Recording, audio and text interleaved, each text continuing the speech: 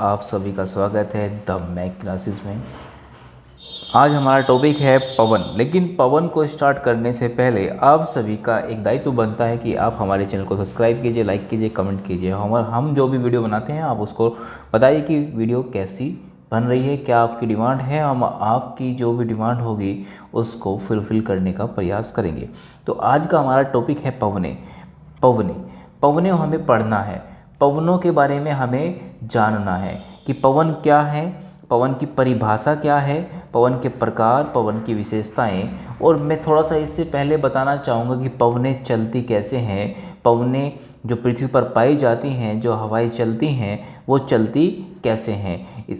और इसके बाद हम ये जानेंगे कि पवन की परिभाषा, प्रकार और विशेषता के बाद कि कौन कौन से टाइप की पवनें होती हैं, जैसे गर्म पवनें, ठंडी पवनें जो विश्व में, भारत में कहीं पर भी पाई जाती हैं। जो स्थानीय पवनें होती हैं उनके बारे में भी जानेंगे। और वायुदाब प्रवणता क्या होता है ये भी जानेंगे। क्या कॉर्नवालिस बल क्या है ये भी जानेंगे। तो ये सभी शुरू करने से पहले मैं आपसे कहता हूँ कि आप चैनल को सब्सक्राइब कीजिए और लाइक कीजिए, कमेंट कीजिए। जो भी आपकी डिमांड है उसको हम तक पहुँचाइए, हम उसको फुलफ़िल करने का प्रयास करेंगे। आप ये देखिए, ये ग्लोब है। ग्लोब पर कुछ पेटियाँ बनाई गई हैं, ये प्रेशर बेल्ट बोलते हैं। ये देखिए, आपको देखिए कि इक्वेटोरियल लो प्रेशर बेल्ट, इसको डोलड्रम भी बोलते हैं। यहाँ पर क्या होता है, क्योंकि ये भूमध्य रेखा पर पड़ता है तो 0 डिग्री अक्षांश पर ये पड़ता है। जो आपका इक्वेटोरियल जो लो प्रेशर बेल्ट है, 0 डिग्री से ऊपर कितना, लगभग 10 डिग्री और नीचे 10 डिग्री नॉर्थ एंड साउथ के आसपास का जो क्षेत्र है, ये क्या कहलाता है, equatorial low pressure belt. Low pressure belt से इसका मीन्स क्या है कि यहाँ पर सूर्य की जो किरणें हैं, वो वर्ष भर क्या पड़ती हैं, लंबवत पड़ती हैं। वो वर्ष भर क्या पड़ती हैं, यहाँ पर लंबवत पड़ती हैं। तो लंबवत पड़ने के कारण क्या हो रहा है, सूर्य की किरणें यहाँ पर लंबवत पड़ती हैं तो यहाँ पर टेम्परेचर क्या होगा, हाई होगा, टेम्परेचर ज़्यादा होगा। तो क्या हो रही है, वायु ऊपर की ओर उठना शुरू हो जाती है। जो वायु है वो यहाँ से ऊपर की ओर उठेगी। तो जैसे वायु ऊपर की ओर उठ रही है, तो वायु जैसे ऊपर की ओर उठती है तो क्या हो रहा है, वायु ऊपर उठने के बाद आप यहाँ पर जो देख रहे हैं, आप एक चीज़ और देख रहे होंगे, जो ये सब ट्रॉपिकल हाई प्रेशर बेल्ट, यहाँ पर भी देखोगे दक्षिण गोलार्ध में सब ट्रॉपिकल हाई प्रेशर बेल्ट, जो आपका नॉर्थ हेमिस्फीयर है और साउथ हेमिस्फीयर है, दोनों में आपको देखेगा सब ट्रॉपिकल हाई प्रेशर बेल्ट। ये क्या है, तो यहाँ पर जो अब क्योंकि यहाँ पर सूर्य की किरणें लंबवत पड़ती हैं इक्वेटोरियल लो प्रेशर बेल्ट पर, तो यहाँ पर कैसा प्रेशर बनेगा, 2 प्रकार के प्रेशर होते हैं, हाई प्रेशर और लो प्रेशर। क्या बनते हैं, हाई प्रेशर और लो प्रेशर, 2 प्रकार के प्रेशर होते हैं। कौन सा, हाई प्रेशर और लो प्रेशर। जहाँ पर सूर्य की किरणें, जहाँ पर टेम्परेचर हाई होता है, जहाँ पर सूर्य की किरणें लंबवत पड़ रही हैं या जहाँ पर टेम्परेचर हाई होता है, टेम्परेचर हाई होने पर प्रेशर कौन सा बनेगा, लो प्रेशर बनेगा। कैसे बनेगा, क्योंकि वायुदाब, क्या बोलते हैं, वायुदाब कैसा है, यदि वायुदाब कम है, निम्न वायुदाब कहाँ पर होगा, जहाँ पर वायु ऊपर उठ रही है गर्म होने के बाद। जहाँ पर वायु गर्म होकर ऊपर उठ रही है वहीं पर तो दाब कम होगा। भाई जो प्रेशर नीचे नहीं पड़ रहा है, दाब ऊपर की ओर, क्योंकि यहाँ पर क्या हो रही है, वायु ऊपर की ओर उठ रही है, गर्म हो रही है। गर्म होने के बाद क्या होता है, किसी भी तत्व में क्या होता है, प्रसार होता है। गर्म करने पर किसी भी तत्व में प्रसार होता है, उसके कण दूर दूर चले जाते हैं। तो वायु जब गर्म होती है तो उसमें संचरण होता है, ऊर्ध्वाधर रूप से ये ऊपर उठती है, ऊर्ध्वाधर रूप से ऊपर उठेगी। तो वायु जैसे ऊपर उठ रही है तो यहाँ पर कौन सा प्रेशर क्रिएट हो जाएगा, तो यहाँ पर प्रेशर क्रिएट हो जाएगा लो प्रेशर। तो यहाँ पर लो प्रेशर पाया जाता है। इक्वेटोरियल लो प्रेशर, देखो यहाँ पर लिखा हुआ भी है, इक्वेटोरियल लो प्रेशर बेल्ट भी बोलते हैं और इसको क्या बोलते हैं, डोलड्रम भी बोलते हैं। क्या आप इतना समझ गए, आई थिंक आप इतना समझ गए होंगे कि लो प्रेशर कैसे बनता है। जब यहाँ पर लो प्रेशर होगा, क्योंकि यहाँ पर वायु ऊपर उठ रही है और वायु ऊपर उठने के बाद दोनों तरफ, इस तरफ भी और इस साइड भी, दोनों तरफ जाएंगी। वायु ऊपर उठेगी तो दोनों तरफ गई और कहाँ पर गिरेंगी यहाँ पर सब ट्रॉपिकल हाई प्रेशर बेल्ट पर गिरेंगी। जब वायु ऊपर की ओर उठ रही है तो आपको पता होगा वायुमंडल में जैसे जैसे हम ऊपर जाते हैं तापमान कम हो जाता है, हवाएं ठंडी हो जाती हैं। तापमान कम होने की वजह से, हवाएं ठंडी होने की वजह से जो हवाएं गिरती हैं तो कहाँ गिरती हैं? सब ट्रॉपिकल हाई प्रेशर बेल्ट पर गिरती हैं। सब ट्रॉपिकल हाई प्रेशर बेल्ट पर गिरती हैं। जो सब ट्रॉपिकल हाई प्रेशर बेल्ट है वो आपको नॉर्दर्न हेमिस्फीयर में भी मिलेगा, साउदर्न हेमिस्फीयर में भी मिलेगा। क्या आप इतनी बात समझ गए? आई थिंक आप इतनी बात समझ गए होंगे। अब देखिए दोस्तों, जो हवाएं ऊपर उठी, जब ऊपर उठी होंगी तो यहाँ पर भी एक वैक्यूम क्रिएट हुआ होगा, क्योंकि यहाँ पर हवाएं ऊपर उठी है तो एक वैक्यूम क्रिएट हुआ होगा पूरी बेल्ट पर। तो जब यहाँ पर वैक्यूम क्रिएट हुआ तो कोई ना कोई हवा उसको फुलफिल करने के लिए आएगी। जहाँ पर प्रेशर ज़्यादा है, कहाँ पर? यहाँ पर हाई प्रेशर बेल्ट है, ये वाली हाई प्रेशर बेल्ट आप देख रहे हो, ये हाई प्रेशर बेल्ट है। तो यहाँ पर क्या है? क्योंकि यहाँ पर प्रेशर ज़्यादा है तो वायु क्या करेगी यहाँ पर, क्योंकि वैक्यूम क्रिएट हो गया है। यहाँ पर आप देखोगे तो ये वैक्यूम जो क्रिएट हुआ है, ये वैक्यूम जो यहाँ पर क्रिएट हुआ है, इसको फुलफ़िल करने के लिए, इसको फुलफ़िल करने के लिए कौन सी हवाएं चलेंगी? हाई प्रेशर से लो प्रेशर की ओर हवाएं चलेंगी। हमेशा एक नियम ध्यान रखना, जब भी हवाएं चलती हैं तो हाई प्रेशर से लो प्रेशर की ओर हवाएं चलती है। ये नियम है हवा का चलने का। जो पवनें चलती हैं वो हाई प्रेशर से लो प्रेशर की ओर चलती हैं। हवाएं जो चलती हैं हाई प्रेशर से लो प्रेशर की ओर चलती हैं। याद रखना, यहाँ पर हाई प्रेशर क्रिएट हुआ, हाई प्रेशर से लो प्रेशर की ओर, क्योंकि यहाँ पर वैक्यूम क्रिएट हो गया है, यहाँ पर जगह खाली हो गई है, हवाएं ऊपर उठ रही हैं, तो आपको पवनें चलती मिलेंगी। कहाँ पर? ये देखिए चल रही हैं पवनें। ये कौन सी पवनें हैं? स्थायी पवनें हैं, जो साल भर अपनी दिशा में चलती रहती हैं। इनको स्थायी पवनें बोलते हैं। आगे जाके हम देखेंगे कि स्थायी पवनें कितने प्रकार की होती हैं। तो आप पहले इस डायग्राम को समझिए। तो पवनें कैसे चलती हैं? हाई प्रेशर से लो प्रेशर की ओर। देखिए यहाँ पर भी आपको दिख रहा होगा। और जो ऊपर उठती हैं हवाएं वो ठंडी होकर नीचे गिर जाती हैं, ठंडी होकर नीचे गिर जाती हैं, क्योंकि यहाँ पर कहाँ पर गिरती हैं? हाई प्रेशर की ओर गिर जाती है। तो एक रिसाइकिल बन जाता है। एक डायग्राम आप देख सकते हो। ये देखिए यहाँ पर जो रेड कलर की, ये देख रहे हैं आप, रेड कलर की, ये कैसी हवाएं हैं? ये गर्म हवाएं हैं जो ऊपर उठ रही हैं। ऐसे ये गर्म हवाएं हैं, ऊपर उठ रही हैं, फिर ठंडी हो गई। देखो ये जो है ये ठंडी हो गई, ये ठंडी हो गई, ठंडी होकर फिर नीचे गिरी, हाई प्रेशर बना, फिर गर्म हवाएं इधर की ओर चलने लगी। क्योंकि ये कौन सा है? सब कौन सा है? सब ट्रॉपिकल हाई प्रेशर जोन है। यहाँ पर सब ट्रॉपिकल हाई प्रेशर जोन है, यहाँ पर भी सब ट्रॉपिकल हाई प्रेशर जोन है। तो ये जो रिसाइकिल बनता है, आई थिंक आप समझ गए होंगे रिसाइकिल कैसे बन रहा है और कैसे नीचे हवाएं चल रही हैं, ऊपर हवाएं कैसे चल रही हैं। एक रिसाइकिल प्राप्त होता है, इस रिसाइकिल में हवाएं चलती रहती हैं। इस प्रकार की जो हवाएं हैं या पवनें हैं, इस प्रकार की जो हवाएं पवनें होती हैं उनको क्या बोलते हैं? इनको बोलते हैं स्थायी पवनें। आगे हम प्रकार पढ़ेंगे, लेकिन फ़िलहाल हमें सिर्फ इतना जानना था कि पवनें चलती कैसे हैं। तो हाई प्रेशर से लो प्रेशर की ओर चलती हैं। ठीक है, इतना आप जान गए। तो अब आते हैं अपने टॉपिक पवनों पर।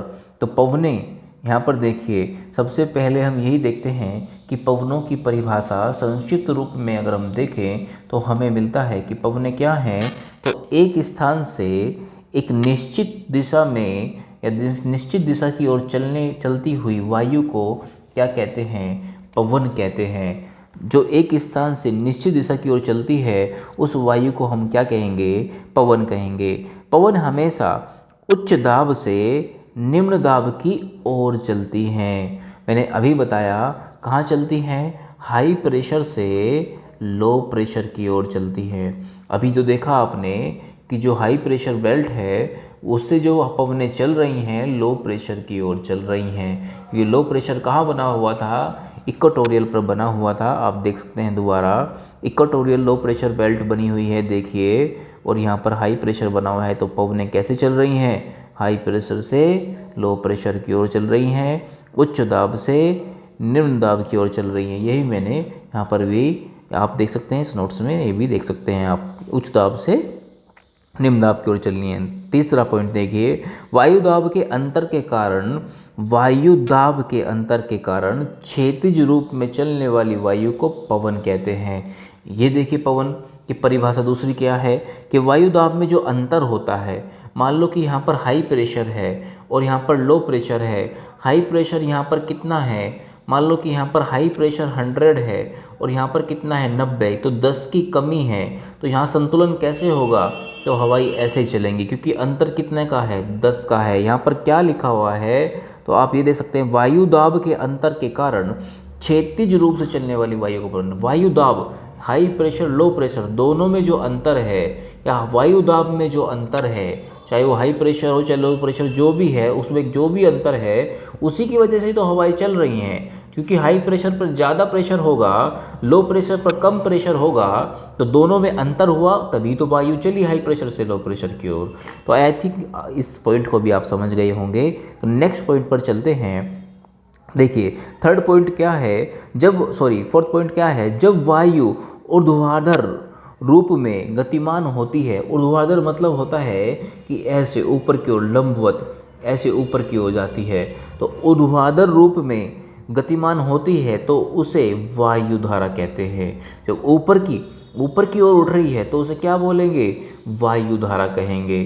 ठीक है दोस्तों, आप तक मेरी बात पहुंच पा रही है, नहीं पहुंच पा रही, आप कमेंट बॉक्स में मुझे लिखकर ज़रूर बताना क्या मैं बताया हुआ आपकी समझ में आ रहा है या नहीं आ रहा है, क्योंकि ये टॉपिक बहुत इंपॉर्टेंट है, इससे क्वेश्चन हमेशा बनते रहे हैं। प्लीज़ मेरे को कमेंट करके ये ज़रूर बताना कि आपको वीडियो कैसी लग रही है और आपको जो कंटेंट मैं दे रहा हूँ उससे कोई आपको लाभ हो रहा है या नहीं हो पा रहा है। प्लीज़ इस चीज़ के बारे में मेरे को ज़रूर बताना। चलो नेक्स्ट पॉइंट देखे हैं फिर पवनों के बारे में। पवने और वायुधारा मिलकर क्या बनाती हैं, पवने और वायुधारा, ये वायुधारा मिलकर क्या बनाती हैं, वायुमंडल का परिसंचरण व्यवस्था बनाती हैं। देखिए ये पवन चल रही है, यहाँ पर ये चल रही हैं पवने, आप देख पा रहे होंगे ये पवने हैं, ये पवने हैं, चल रही हैं पवने। और वायुधारा जो ऊपर उठी ऊर्ध्वाधर रूप से, ये उठी ऊर्ध्वाधर रूप से, इधर भी देख सकते हैं या फिर इस डायग्राम में देख सकते हैं, उठी ऊर्ध्वाधर रूप से उठी ऊपर, इसको वायुधारा बोला, इसको क्या बोला गया, वायुधारा। और ये क्या है, ये पवने हैं, ये पवने हैं। तो वायुधारा उठी और पवने क्या बन रहा है, एक परिसंचरण तंत्र बन रहा है, नहीं बन रहा है दोस्तों। देखिए परिसंचरण तंत्र बन रहा है, नहीं बन रहा है ना।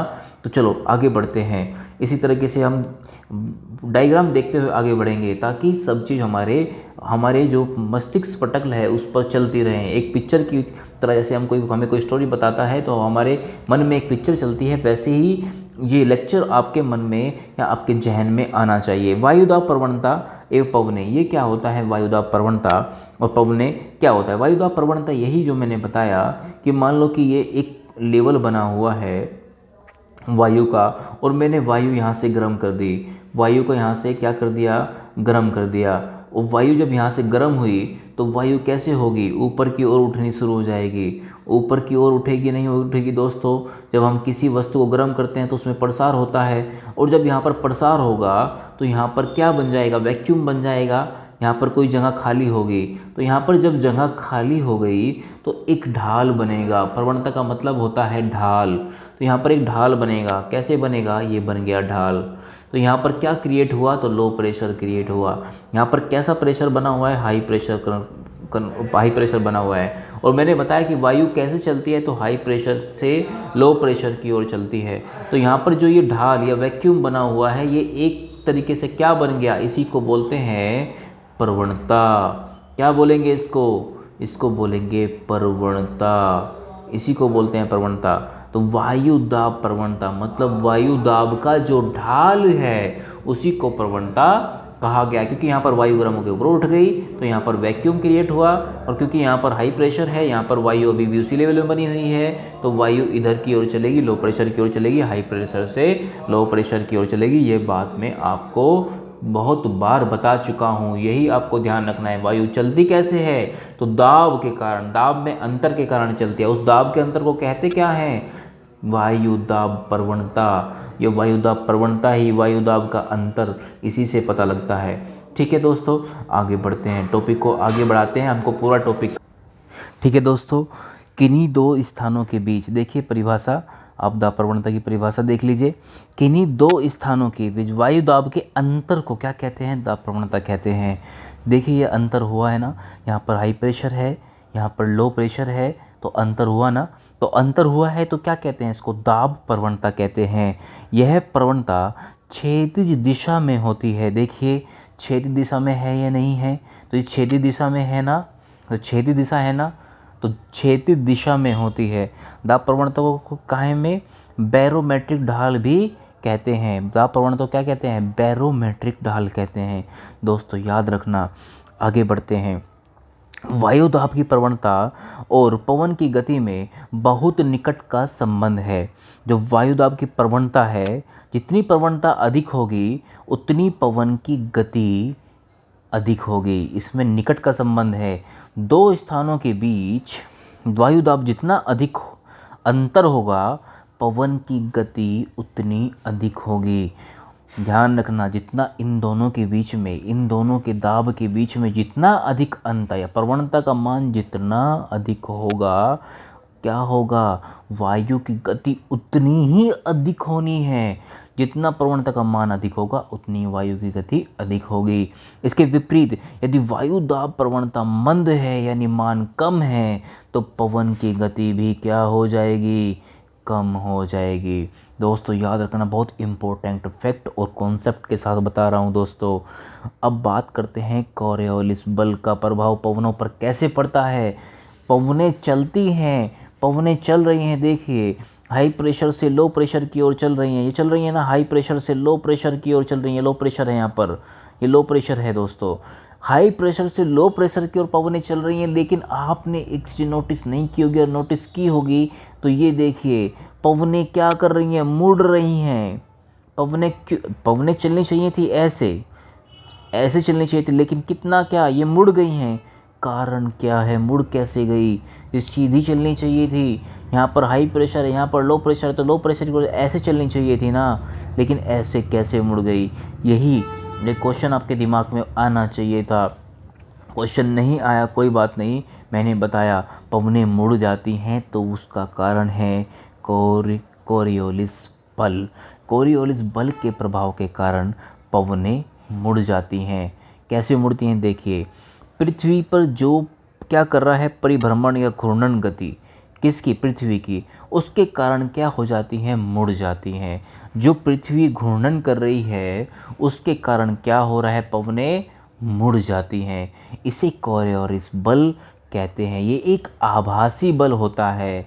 ये कैसा बल होता है? वर्चुअल है, आभासी है, तथा इस बल के प्रभाव को कोरियोलिस बल प्रभाव भी कहते हैं। जो पवनें मुड़ जा रही हैं पृथ्वी के घूर्णन के कारण, उसकी वजह से उसको क्या कहेंगे? कोरियोलिस बल लग रहा है, उसके प्रभाव के कारण ये पवनें मुड़ जाती हैं। इस प्रभाव के कारण पवनें उत्तरी गोलार्ध में कहाँ मुड़ेंगी? अपने दाहिने ओर मुड़ेंगी। और दक्षिणी गोलार्ध में कहाँ मुड़ेंगे? अपनी बाईं ओर मुड़ेंगी। अपनी बाईं ओर मुड़ जाएंगी। ध्यान रखना, अपनी बाईं ओर मुड़ेंगी। और यहाँ पर भी देखिए अपनी दाईं ओर। इसका मीन्स क्या है? तो देखिए जो आप इस डायग्राम में देखिए कि आप देख रहे होंगे कि पवनों की दिशा क्या है। पवनें किस दिशा में जा रही थी? तो जा रही थी दक्षिण से उत्तर की ओर। पवनें कहाँ जा रही थी? दक्षिण से उत्तर की ओर जा रही थी। ये देखिए जा रही हैं, ये जा रही हैं। कलर चेंज कर लेते हैं, ये जा रही हैं, देखिए जा रही है ना दक्षिण से उत्तर की ओर पवनें। किसी को कोई दिक्कत, किसी को डाउट हो तो कमेंट बॉक्स में ज़रूर लिखना। आपके क्वेश्चन का आंसर हम ज़रूर देंगे। ठीक है दोस्तों, अब आप एक बार और देख लीजिए। मैं आपको दिखाना चाहता हूँ पवनें कहाँ जा रही थी। तो पवनें जा रही थी आपकी उत्तर की ओर। दक्षिण से क्यों? सीधी चलनी है, लेकिन मुड़ गई। किस दिशा में मुड़ी? क्योंकि ये दक्षिणी यानी साउदर्न हेमिस्फीयर है। तो साउदर्न हेमिस्फीयर में आप देखोगे या दक्षिणी गोलार्ध में आप देखोगे कि जो पवनें हैं यहाँ पर क्या क्रिएट हुआ है? हाई प्रेशर क्रिएट हुआ है। ये लो प्रेशर है, तो पवनें ऐसे चलनी है, क्योंकि मैंने कहा हाई प्रेशर लो प्रेशर की ओर जानी है। लेकिन कोरियोलिस बल के कारण दक्षिणी गोलार्ध में पवनें अपने बाईं ओर मुड़ी है। तो देख लीजिए ये ऐसे जानी थी तो किस ओर मुड़ गई? अपने बायां। अगर आप अगर आप उत्तर की ओर मुंह करके खड़े हैं तो आपका बायां हाथ किधर होगा? तो आपका बायां हाथ पश्चिम में होगा नहीं दोस्तों, पक्की बात है पश्चिम में आपका बायां हाथ होगा। तो देखिए पश्चिम की ओर मुड़ गई नहीं मुड़ गई, बताइए मुड़ी है या नहीं मुड़ी है। अब ऐसे उल्टा हो जाइए, यदि आप उत्तरी गोलार्ध में हैं, यदि आप उत्तरी गोलार्ध में हैं तो आप यदि दक्षिण की ओर मुंह करके खड़े हैं तो आपका राइट हैंड किस तरफ होगा? तो पश्चिम की ओर होगा। तो क्या हुआ, जो पवनें किस ओर मुड़ रही हैं? तो जो नॉर्थ हेमिस्फेयर है, एनएच में लिख देता हूँ, नॉर्थ हेमिस्फेयर या उत्तरी गोलार्ध, या उत्तरी गोलार्ध में क्या हो रहा है, पवनें अपने किस ओर मुड़ रही हैं? अपने अपने दाएं ओर मुड़ती हैं, अपने दाएं ओर मुड़ती हैं। और दक्षिणी गोलार्ध में कहाँ मुड़ती हैं पवनें? तो अपने, सबसे ध्यान रखना, अपनी जिस दिशा की ओर जा रही है उस दिशा में अपने बाएं ओर मुड़ती है। ये याद रखना दोस्तों, क्वेश्चन बनेगा, पक्का बनेगा, और आप इस क्वेश्चन को मिस कभी मत करना, बहुत आसान क्वेश्चन है। तो आगे बढ़ते हैं, अपना टॉपिक कंटिन्यू रखते हैं। इस प्रभाव को क्या कहा गया? इस प्रभाव को फेरल नामक वैज्ञानिक ने सिद्ध किया था। तो इस प्रभाव को जब फेरल नामक वैज्ञानिक ने सिद्ध किया था तो इसका नाम कोरियोलिस बल पड़ गया। तो इसको फेरल का नियम भी कहते हैं। ये भी ध्यान रखना, ये भी क्वेश्चन बना है, इसे फेरल का नियम भी कहते हैं। तो चलो आगे बढ़ते हैं। हमने जाना, क्या क्या जाना एक बार देख लीजिए ज़रूर। तो हमने जाना अब तक कि पवनें, पहली बात तो क्या होती है, पवनें कैसे चलती हैं, वायुदाब, उच्च वायुदाब, निम्न वायुदाब क्या होता है, वायुदाब प्रवणता क्या होती है, पवनें कोरियोलिस प्रभाव और पवन पे क्या संबंध है। इस तरीके से हम आगे बढ़ते चले जा रहे हैं दोस्तों। अब बात करते हैं वैश्विक स्तर पर पवनों के निम्नलिखित प्रकार। कितने प्रकार की पवनें होती हैं, उनकी परिभाषा क्या है, वे कितने प्रकार हैं और विशेषताएं उनकी क्या क्या होती हैं। तो हम वैश्विक स्तर पर यदि पवनों का अध्ययन करते हैं तो हमें 3 प्रकार की पवनें मिलती हैं। पहली पवन भूमंडलीय या स्थायी पवनें या प्रचलित पवनें या सनातनी पवनें, जिनको हम क्या कहते हैं, स्थायी पवनें कहते हैं, प्रचलित पवनें कहते हैं, जो हमेशा एक ही दिशा की ओर चलती हैं। दूसरे प्रकार आवर्ती पवनें, समसामयिक पवनें, मौसमी पवनें, अस्थायी पवनें। तीसरा प्रकार है स्थानीय पवनें। ये 3 प्रकार की पवनें हमारे मतलब पूरे विश्व में पाई जाती हैं। ये कितने प्रकार की हैं? 3 प्रकार की हैं। तो हम अलग अलग प्रकार का विस्तार पूर्वक अध्ययन करेंगे दोस्तों।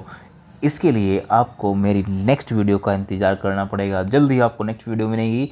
लेकिन मेरे दोस्तों, यदि जो मैंने आपको बताया है उसके बारे में यदि आपको कोई दिक्कत हो रही है जानने में, या कोई चीज़ आपके समझ में नहीं आ रही है, तो आप कमेंट बॉक्स में लिख सकते हैं। और यदि मैं बहुत अच्छा कर रहा हूँ तो इसके लिए भी मुझे आप अप्रिशिएट करें।